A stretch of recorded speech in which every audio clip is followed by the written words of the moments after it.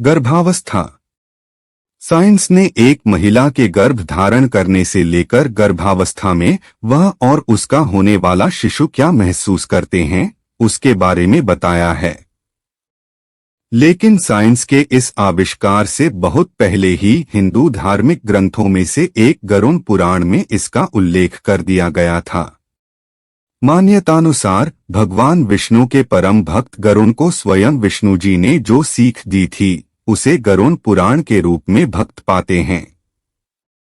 इस पुराण में जीवन मृत्यु, स्वर्ग, नरक, पाप पुण्य, मोक्ष पाने के उपाय आदि के बारे में विस्तार से बताया गया है। इसके साथ ही गरुड़ पुराण में यह भी बताया गया है कि शिशु को माता के गर्भ में क्या क्या कष्ट भोगने पड़ते हैं और वह किस प्रकार भगवान का स्मरण करता है।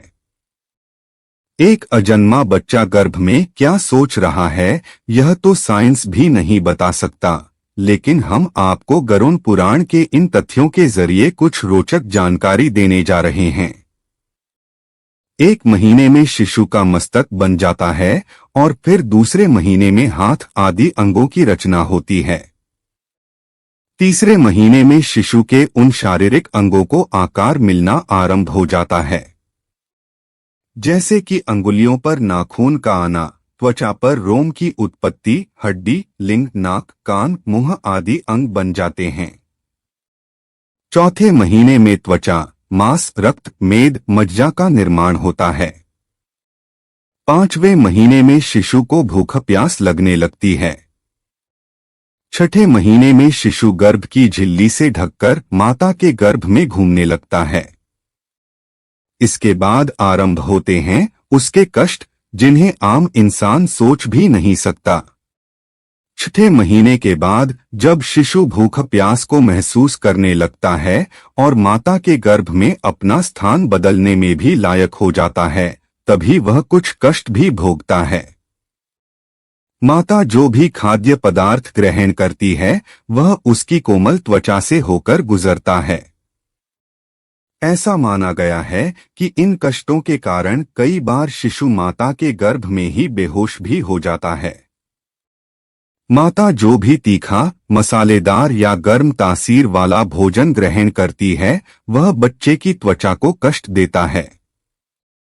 कहते हैं कि माता द्वारा खाए गए अन्न आदि से बढ़ता हुआ वह शिशु गंदगी, मूत्र आदि का स्थान तथा जहां अनेक जीवों की उत्पत्ति होती है ऐसे स्थान पर सोता है।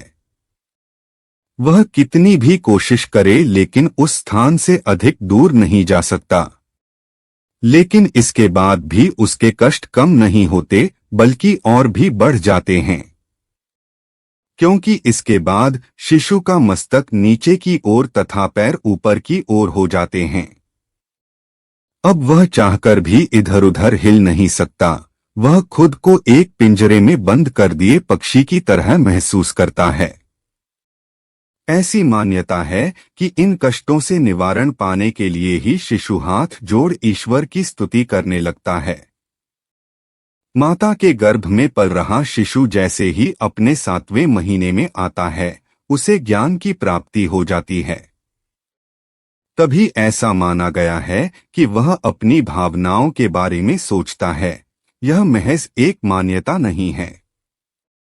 उस समय शिशु यह सोचता है कि अभी तो मैं बेहद कष्टों में हूं, लेकिन जैसे ही मैं इस गर्भ से बाहर जाऊंगा तो ईश्वर को भूल जाऊंगा, क्योंकि यही इस संसार की नियति है। ऐसा सोचकर वह दुखी होता है और इधर उधर घूमने लगता है।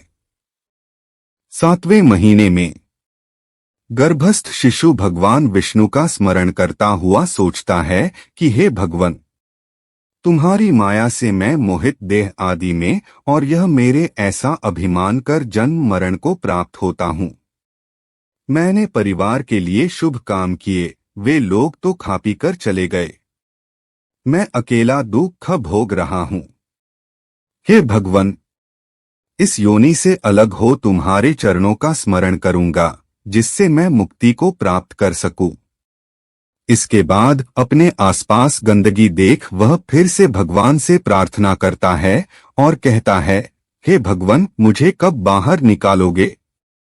सभी पर दया करने वाले ईश्वर ने मुझे ये ज्ञान दिया है, उस ईश्वर की मैं शरण में जाता हूँ, इसलिए मेरा पुनर्जन्म मरण होना उचित नहीं है। गरुड़ पुराण के अनुसार फिर माता के गर्भ में पल रहा शिशु भगवान से कहता है कि मैं इस गर्भ से अलग होने की इच्छा नहीं करता, क्योंकि बाहर जाने से पाप कर्म करने पड़ते हैं, जिससे नरक आदि प्राप्त होते हैं। इस कारण बड़े दुख से व्याप्त हूँ, फिर भी दुख रहित हो आपके चरण का आश्रय लेकर मैं आत्मा का संसार से उद्धार करूंगा। माता के गर्भ में पूरे 9 महीने शिशु भगवान से प्रार्थना ही करता है, लेकिन यह समय पूरा होते ही जब प्रसूति के समय वायु से तत्काल बाहर निकलता है तो उसे कुछ याद नहीं रहता। साइंस के अनुसार मां के गर्भ से बाहर आने वाले शिशु को काफी पीड़ा का सामना करना पड़ता है, जिस कारण उसके मस्तिष्क पर काफी जोर पड़ता है। शायद यही कारण है कि उसे कुछ भी याद नहीं रहता। लेकिन गरुड़ पुराण के अनुसार प्रसूति की हवा से जैसे ही श्वास लेता हुआ शिशु माता के गर्भ से बाहर निकलता है तो उसे किसी बात का ज्ञान भी नहीं रहता। गर्भ से अलग होकर वह ज्ञान रहित हो जाता है, इसी कारण जन्म के समय वह रोता है।